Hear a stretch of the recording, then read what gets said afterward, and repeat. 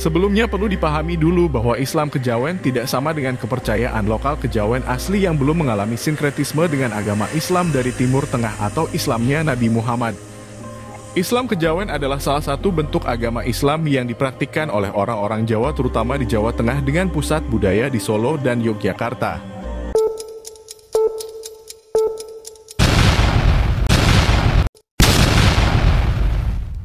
Agama Islam Kejawen juga dikenal sebagai agami Jawi yang merupakan perpaduan antara adat keagamaan asli Jawa seperti agama lokal Kapitayan, Sunda Wiwitan, agama Hindu Buddha dari zaman Majapahit, dan pengaruh agama Islam dari zaman Demak.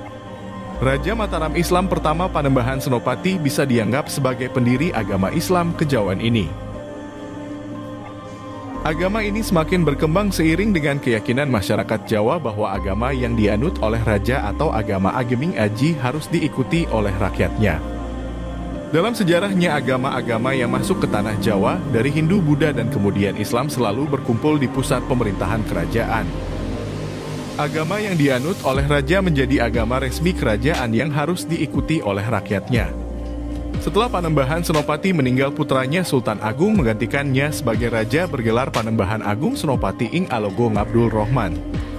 Sultan Agung sangat terkenal karena kealimannya dan dekat dengan kaum santri dan ulama.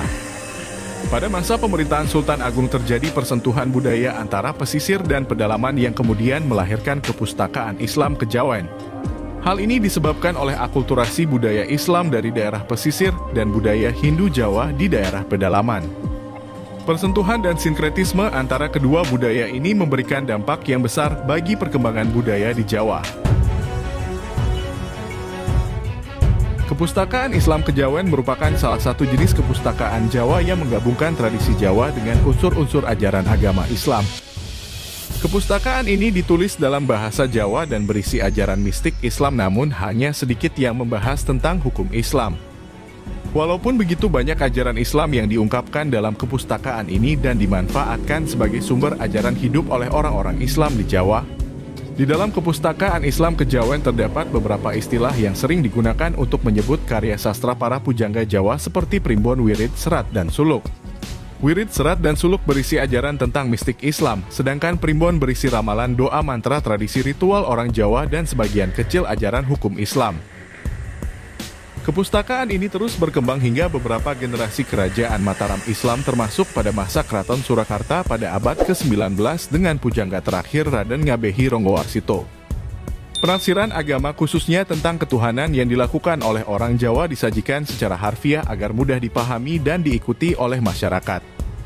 Ketika agama Islam masuk ke tanah Jawa, masyarakat menerima ajaran tersebut tetapi seringkali melakukan penafsiran yang berbeda dari sumbernya karena disesuaikan dengan budaya dan pemikiran yang berkembang pada masa itu. Penafsiran masyarakat Jawa terhadap agama Islam cenderung menekankan unsur-unsur budaya Jawa untuk mempertahankan citra adiluhung budaya Jawa. Hal ini tercermin dari banyaknya karya sastra para pujangga Jawa, baik dari keraton maupun pengikut mereka yang mengajarkan penafsiran Islam dengan gaya khas Jawa atau yang disebut sebagai penjawaan ataupun jawanisasi ajaran Islam. Banyak karya sastra dari para pujangga Jawa yang berisi ajaran agama, namun seringkali tidak memperhatikan aspek syariat dan bahkan mencampur adukan berbagai ajaran agama. Islam dan unsur-unsur Jawa telah mengalami akulturasi. Meskipun terjadi campur aduk berbagai macam ajaran agama, namun sebagian masyarakat Jawa mengklaim ajaran tersebut sebagai sumber kebenaran warisan para leluhur orang Jawa. Sebagian masyarakat Jawa yang ingin melestarikan budaya adiluhung menganggap bahwa ajaran-ajaran para leluhur tertuang dalam naskah-naskah klasik sebagai kitab tafsir orang Jawa atas Islam. Hal ini dapat dilihat dari pakem ajaran Islam Kejawen dan munculnya aliran-aliran kebatinan pada era sesudahnya yang banyak bersumber dari kitab-kitab karya sastra para pujangga keraton atau kalangan masyarakat penganutnya. Orang-orang Islam Kejawen sangat menjunjung tinggi nilai-nilai etika dan mengamalkan ajaran Islam pada umumnya. Syariat Islam khususnya ibadah sholat, puasa, dan haji kadang-kadang memiliki makna dan interpretasi tersendiri bagi kalangan orang Islam Kejawen. Sholat menjadi rukun agama yang penting dan tidak hanya sebagai media membersihkan diri dari dosa tetapi juga sebagai jalan mistik untuk mencapai manunggaling Kawula Gusti. Mereka tetap sholat tapi sholat mereka tidak seperti sholatnya orang Islam Sunni ataupun Syiah yang seperti orang Yahudi yang tata cara atau gerakan sholatnya tidak ada dalam Al-Quran. Islam kejawen menerima Al-Quran sebagai kitab suci namun tidak memandang hadits sebagai sesuatu yang suci karena tidak dijamin kebenarannya oleh Tuhan. Kabar yang disampaikan dari mulut ke mulut sangat mungkin terkontaminasi dengan kepercayaan lokal dan terdistorsi dengan pemahaman si penutur dan penerimanya. Maka dari itu hadits dianggap sebagai mitos layaknya mitos-mitos di Jawa yang tidak bisa diandalkan sebagai kebenaran mutlak. Bangsa Jawa memiliki aturan-aturan tersendiri dalam agama Islam. Walaupun telah bercampur dengan ajaran Budi Kapitayan Nusantara yang diwarisi dari para leluhur, namun ajaran Budi dipercaya sebagai ajaran yang sangat agung dan memiliki tujuan akhir yang jelas. Orang Islam kejawen percaya bahwa di tanah Jawa juga ada nabi-nabi Islam sebelum Nabi Muhammad yang ajarannya masih dilestarikan. Jadi tidak serta-merta mengimpor budaya Arab atau beranggapan ajaran ini telah diselewengkan semuanya tanpa terkecuali. Islam datang hanya untuk memberi peringatan bahwa ada ajaran yang mulia dari nabi-nabi sebelumnya yang membawa kedamaian dalam hidup. Islam kejawen telah berkembang menjadi ratusan aliran dan cabang yang berbeda. Beberapa dari aliran yang masih bertahan hingga saat ini seperti Sabta Dharma Abangan Sumarah Maneges Pangestu Kawruh Begia Padepokan Cakra Kembang dan sebagainya. Keanekaragaman Islam kejawen dapat dilihat dari cabang-cabang ilmu yang dipelajari oleh pengikutnya. Salah satunya adalah ilmu kanuragan atau ilmu kebal yang berkaitan dengan kekuatan supranatural dan bela diri. Selain itu, ada juga ilmu kewibawaan atau pengasihan yang berkaitan dengan pengaruh besar terhadap keadaan jiwa manusia dan sering digunakan untuk menciptakan wibawa atau memikat hati seseorang. Terdapat juga dua tingkat ilmu yang berhubungan dengan mata batin, yaitu ilmu terawangan dan rogo sukmo. Mereka yang memiliki ilmu terawangan dapat meningkatkan kepekaan mata batin mereka, sedangkan mereka yang telah mencapai tingkat ngrogo sukmo memiliki kemampuan untuk melepaskan roh mereka untuk tujuan tertentu. Sholat dalam Islam kejawen tidak memiliki aturan yang disepakati.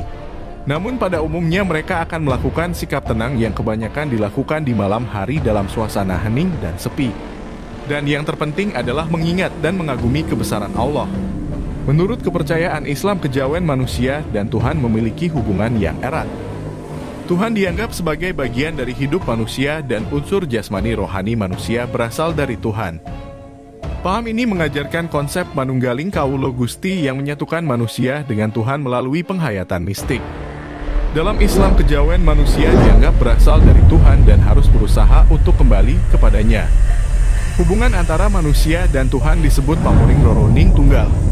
Konsep ini berbeda dengan ajaran Salafi Wahabi yang mengajarkan sifat Tuhan yang berada di luar alam semesta atau sosok yang tersendiri atau sosok yang duduk di atas singgasana. Islam kejawen menganggap Tuhan bersifat imanen yang berarti Tuhan ada di dalam diri manusia dan sangat dekat dengan urat leher manusia.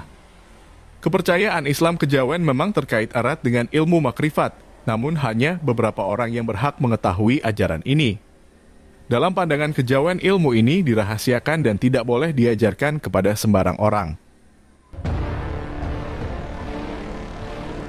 Makrifat berasal dari kata Arab yang berarti mengenal atau mengetahui, namun sebenarnya lebih mengacu pada pengenalan zat Tuhan secara langsung melalui mata hati. Ilmu makrifat tidak didapatkan melalui pemikiran atau dalil kitab suci, bukan pula dapat dipahami hanya dengan mendengarkan ceramah melainkan melalui pengalaman langsung.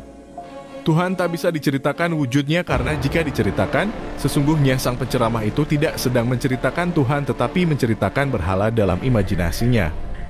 Entitas Tuhan absolut dan tak terbayangkan serta tak bisa dijangkau melalui indera manusia. Oleh karena itu orang Jawa menyebutnya sebagai Sang Hyang Taya atau kosong, meskipun bukan berarti tidak ada. Mereka mengungkapkan keberadaannya dalam kalimat singkat Tan Keno Kinoyo Ngopo yang artinya tidak bisa diapa-apakan.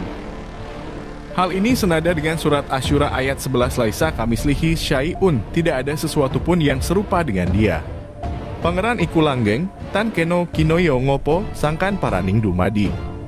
Pangeran itu abadi Tuhan yang tak tergambarkan dan menjadi awal serta akhir dari segala ciptaan. Begitulah cara orang Jawa mengakui keesaan Tuhan.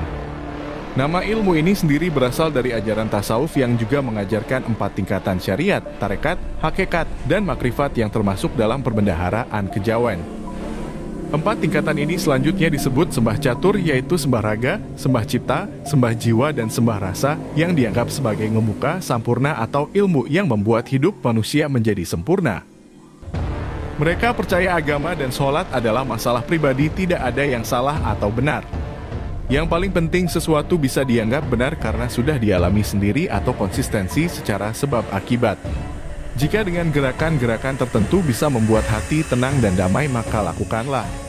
Jika berdiam di bawah pohon adalah cara terbaik agar bisa mengenali Tuhan, juga lakukanlah.